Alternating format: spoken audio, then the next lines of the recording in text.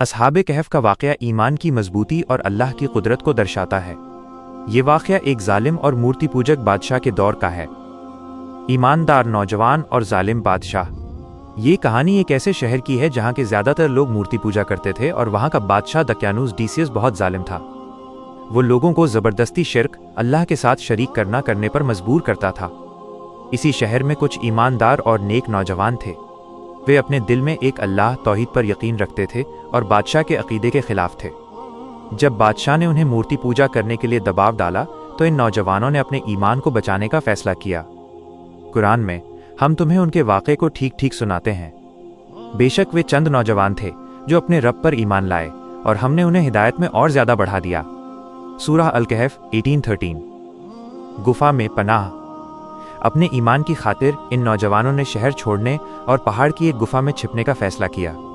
उनके साथ उनका वफादार कुत्ता कितमीर भी था। जब वे गुफा के अंदर पहुंचे तो अल्लाह ने उन्हें गहरी नींद सुला दिया। ये नींद ऐसी थी कि वो कई सदियों तक चली। कुरान में सो हमने गुफा में उनके कानों पर नींद का पर्दा डाल दिया, गिनती के कई साल तक वो सोए रहे। सूरह अल-कहफ 18:11। अल्लाह ने उन्हें इस दौरान हर तरह से महफूज रखा। वो इस तरह लेटे थे कि सूरज की रोशनी उन्हें सीधे छू भी नहीं पाती थी और वे हर कुछ देर बाद करवट बदलते रहते थे ताकि उनके जिस्म खराब न हो। 309 साल बाद जागना। अल्लाह की कुदरत से ये नौजवान लगभग 300 साल और कुछ रिवायतों के हिसाब से 309 साल बाद जागे। जब वे जागे तो उन्हें लगा कि वे शायद एक दिन या उससे भी कम सोए हैं। उन्हें बहुत भूख लगी थी। उन्होंने अपने एक साथी, जिसका नाम यमलीखा बताया जाता है, को कुछ चांदी के सिक्के देकर शहर भेजा ताकि वो हलाल खाना खरीद कर लाए और ध्यान रखे कि कोई उन्हें पहचान न ले। पहचान और हैरत। जब यमलीखा शहर पहुंचे तो उन्होंने देखा कि पूरा शहर बदल चुका है। वहां के लोगों के कपड़े, इमारतें और यहां तक कि भाषा भी बदल चुकी थी। जब उन्होंने दुकानदार को बहुत पुराने जमाने के सिक्के दिए तो दुकानदार हैरान रह गया। बातचीत से ये जाहिर हुआ कि वे 300 साल पहले के लोग हैं। उस समय का जालिम बादशाह मर चुका था और अब उस शहर में ईसाई धर्म मानने वाला या उस समय के सच्चे अकीदे पर चलने वाला नेक बादशाह बीदुसिस थियोडोसियस हुकूमत कर रहा था। जब लोगों को ये पता चला तो वे हैरत में पड़ गए।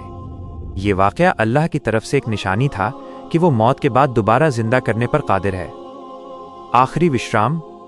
जब असहाबे कहफ के जिंदा होने की खबर नेक बादशाह तक पहुंची तो वो खुद उनसे मिलने गुफा तक आया। लोगों ने उन्हें इज्जत दी। अपना मकसद पूरा होने के बाद इन नौजवानों ने दोबारा अल्लाह से दुआ की और वहीं गुफा में हमेशा की नींद सो गए। नेक बादशाह ने हुक्म दिया कि उस गुफा पर एक इबादतगाह, अस्बे मस्जिद बनाई जाए। इस वाक़े से सीख। 1. ईमान की हिफाजत। अपने ईमान की हिफाजत के लिए हर